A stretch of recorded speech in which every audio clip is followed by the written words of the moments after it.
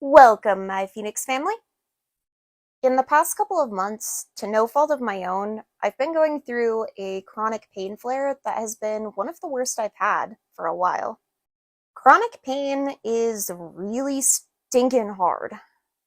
I've had days on end of crashing out because the pain is so hard that I ended up in bed pretty much the whole day, and I've had days where it's been really difficult to even get up and shower.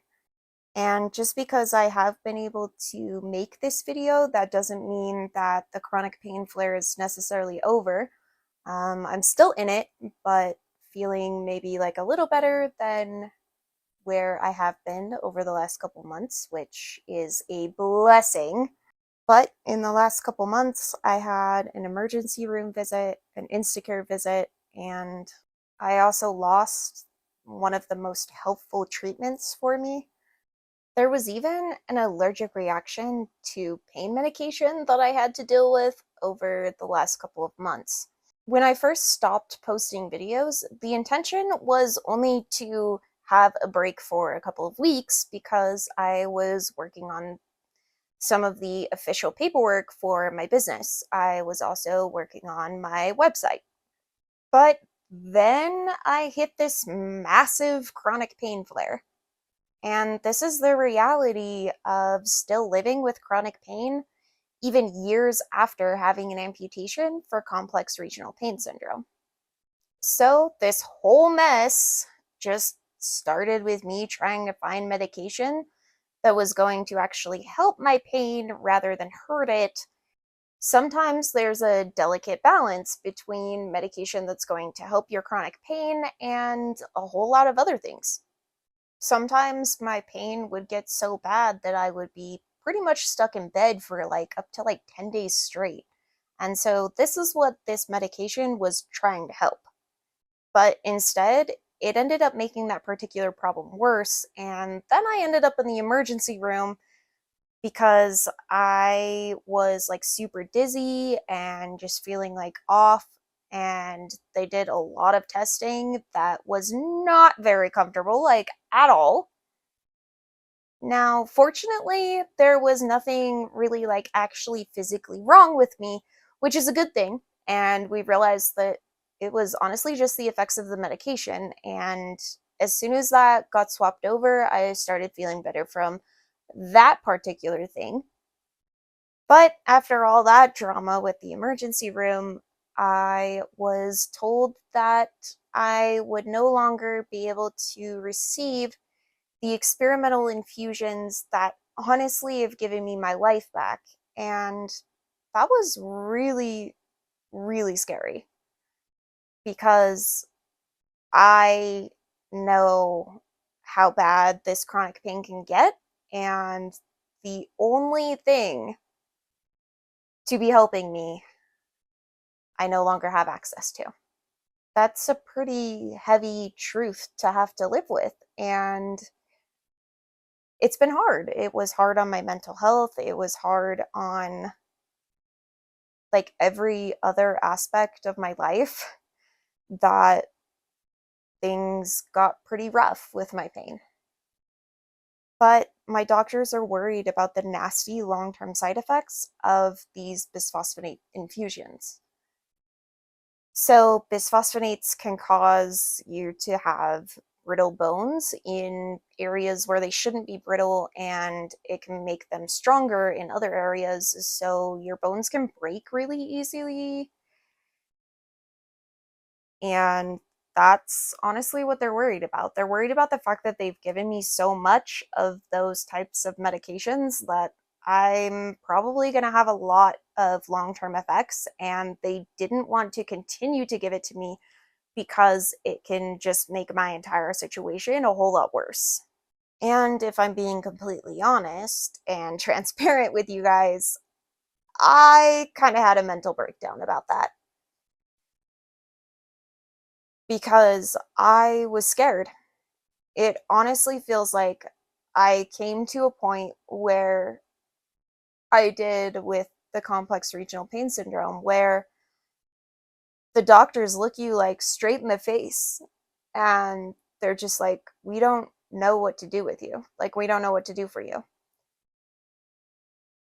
And that is not a place that I really ever wanted to go back to, let alone like be in currently,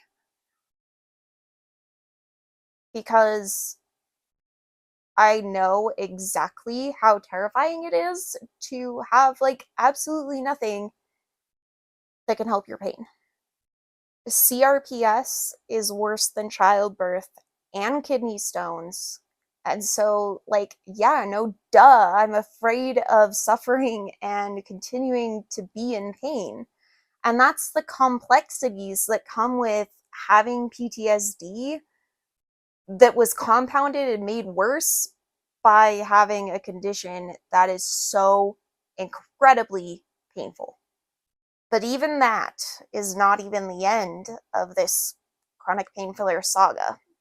So, because my flare had been so bad, and because I also was able to find a female doctor for chronic pain that actually knew something about complex regional pain syndrome, I started doing some ketamine treatments again.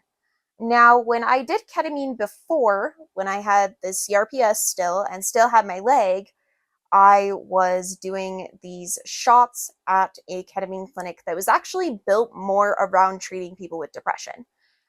However, having access to even getting ketamine treatment when I was where I used to live, like that was a big deal because before that, I literally just had to go to the ER hoping and praying that they would give me the only medication that was proven to help CRPS. And sometimes they would look at me and just go like, "Oh, you just want drugs, like you just want medication." But the cold hard truth was the fact that like I was suffering and it had been proven that this medication was like the only thing that helped. Like that is the only reason that I would ask for this medication in the emergency room. But down here, they've been able to actually offer me ketamine infusions.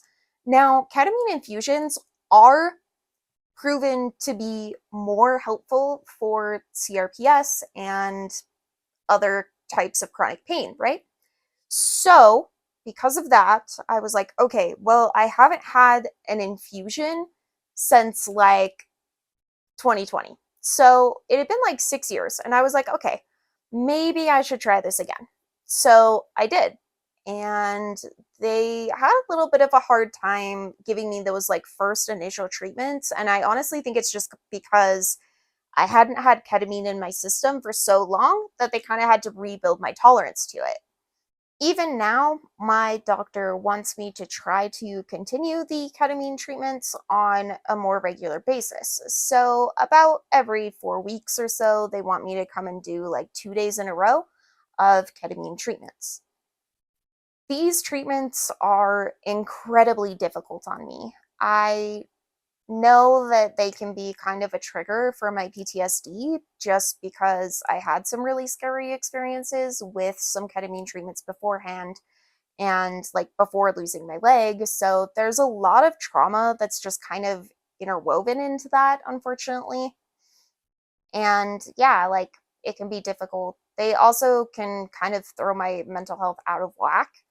I can end up having like a lot of anxiety because of the ketamine, and I have found that I actually have to take like anti-anxiety medication to literally just like get through some of these treatments because it's just hard. But also, I think it's honestly because of the fact that I've been diagnosed with dyslexia that I have a lot of issues with motion sickness. That is a common thing for individuals that have been diagnosed with dyslexia. Now, you might be kind of looking at me like, wait, what does dyslexia have to do with motion sickness? And honestly, from what I've read, it just has to do with the way that your brain is wired to perceive like visual information. And so, if ketamine makes you feel like the entire room is spinning, like, and so they ended up giving me a medication that is often used for like people on ships and stuff for motion sickness. It's like a little patch thing that like goes behind the ear, and that helped a lot. But it didn't end there, and the story continued when I ended up having a pretty bad allergic reaction to a pain medication that I was taking regularly to help control the phantom pain and like the pain in my, because my chronic pain can still get pretty bad, and I've had to take pain medication, unfortunately, like pretty much ever since my amputation. And I was taking pain medication for like 3-ish years, even before my amputation, just because things had gotten so bad. The scary part about this reaction was the fact that we were actually on vacation when it happened. So I ended up being like an hour away from really like any hospital. So that was kind of scary. And I ended up having hives covering like my entire body. So I had hives like all over my chest, I had hives all over my arms, all over my legs. It was like on my tummy. It was like everywhere. And I was so itchy. It was so uncomfortable. My family got really worried that if I took another dose of like the pain medication that night, that I could end up having breathing issues. And so I ended up waiting till morning, and then I did a telehealth appointment to basically say like, okay, what do I do? Like, I don't know, like I have to keep taking my pain medication or the rest of our trip is going to be like absolute misery. But also, I don't want to die and end up like not breathing. So what do we do? They ended up giving me an EpiPen and essentially just telling me to take a whole lot of antihistamines. So I was on like a prescription antihistamine and then like 2 other over-the-counter antihistamines a lot, but at least I was able to continue taking my pain medication until I was able to get home. Thankfully and blessedly, I was able to get an appointment with a doctor that isn't even my normal doctor at the pain clinic. So the something else they swap me to is actually a medication patch, and so far so good. Like it seems to be helping for the most part with the pain. Yeah, it's a delicate balance like on these pain medications, and the swaps from one medication to another can also be kind of rough because you can end up having some withdrawal symptoms. Even though I'm feeling a little bit better finally from that entire chronic pain flare that I've had over the last few months, that doesn't mean that my chronic pain is like over. It doesn't mean that I'm 100% cured. I'm still kind of in the thick of it. I'm also doing the best that I can, and that means that I'm probably not going to be weekly posting videos moving forward for the next little while, but just doing my best as I'm feeling more okay to work on videos. I will do that. If you would like to see the video all about our vacation to Cedar Bricks, you can click over here. If you would like to see the rest of the videos all about chronic pain and how to deal with it when it comes to a flare, click over here. And I'll see you all in the next video. Thanks for watching. Bye!